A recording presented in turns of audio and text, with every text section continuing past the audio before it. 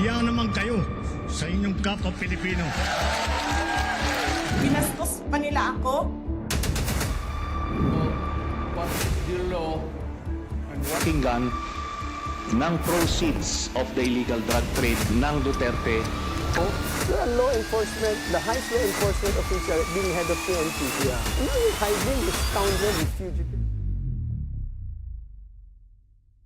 Guys, yan, meron pa kaming continuous na mga kwentuhan ni Pro. We will dive deeper about sa mga political issue, think pati sa mga development sa gera. Pag-uusapan po namin kasi ito po yung isa sa mga sabihin na nating malapit sa loob niya na pag-usapan dahil nga it's about politics, it's about military and knowledge, okay? Sabi ni Kainaro dito, pero hindi po ba nagpapalakas ito sa proxy war narrative ng China laban sa Pilipinas? I think ni Prof kanina yung sinasabi niya na kung ang pag-usapan natin proxy war, lapit sa katotohanan na maari kasing mangyari yon kasi nga nagkakanlong tayo ng base ng Amerika sa Pilipinas. Kaya nga 'di ba sabi ni Prof kanina, tulad nung nangyari sa Gulf countries, they don't have a choice. Talagang tatamaan sila ng retaliation kasi nga they have the US bases sa kanilang bansa.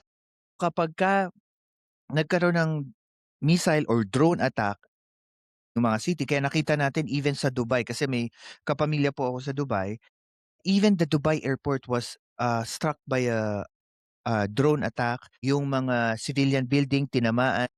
Qatar, I think it's a small military base, pero kasi meron silang parang anti-missile capability sa Qatar. So, deflect nila yung iba doon. Pero I think may tinamaan eh. And so far, sa ngayon, the reason why I wanted to share this to you at mapag-usapan din together with Prof.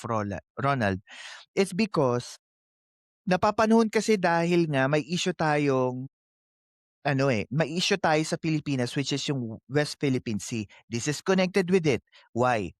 Kasi kung nasaan ang Amerika at nakipaggera siya, physically, pating yung mga military asset ng Amerika to help probably Taiwan, invade ng China ang Taiwan, or tulungan ng Pilipinas, country natin, because of West Philippine Sea, for some reason lang in the future, kailangan natin malaman that we will be affected. One way or another, we will be affected. Tulad nung kanina pinag-usapan namin, trade, syempre hindi naman pwedeng pumunta yung isang barko sa isang lugar kung saan nandun yung mga yung mga pandigma ng Amerika o ng China. You will be at the crossfire na nasa gitna ka ng away. Maaari kasing ma-cut off yung trade lines natin. Ano pa? Casualties, nakita natin nangyari sa Dubai, sa Bahrain, Kuwait, 'di ba? Naapektuhan, may isang ang Pilipino na namatay sa Israel. Last name niya is Velasquez. Nakalimutan ko lang yung first name. I-report ni Pangulong Bongbong Marcos kagabi diyan sa Philippines na nakapasok sa kanya report na may casualty tayo. And ano yung takeaway ko dito sa napagkwentuhan natin kay Prof. Ronald is there is always a vulnerability, sabi nga ni Prof kanina, of countries that is in line with US. Especially kung ito ay connected dito sa mga trading agreements, sa mutual agreements, ay trade, ito man ay military, makikita ng kalaban ng Amerika that even if na wala tayong ginagawa or we have a good relationship dun sa bansang ginigera nila, we still gonna be affected. And I think the vulnerability or the risk is very high kapag ka nagsisimula ang Amerika to start a war to another country. Siguro ngayon makikita natin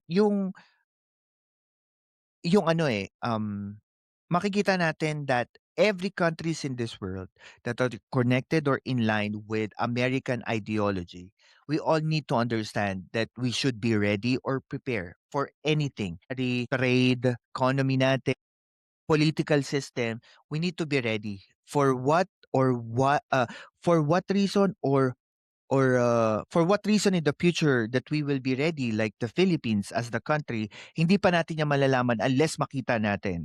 O pwede kasi on our region sa Southeast Asia, pwedeng invade ng China ang Taiwan, for instance, pero maging staging pad nila ang Pilipinas. So, there is a probability na pwedeng, pwede tayong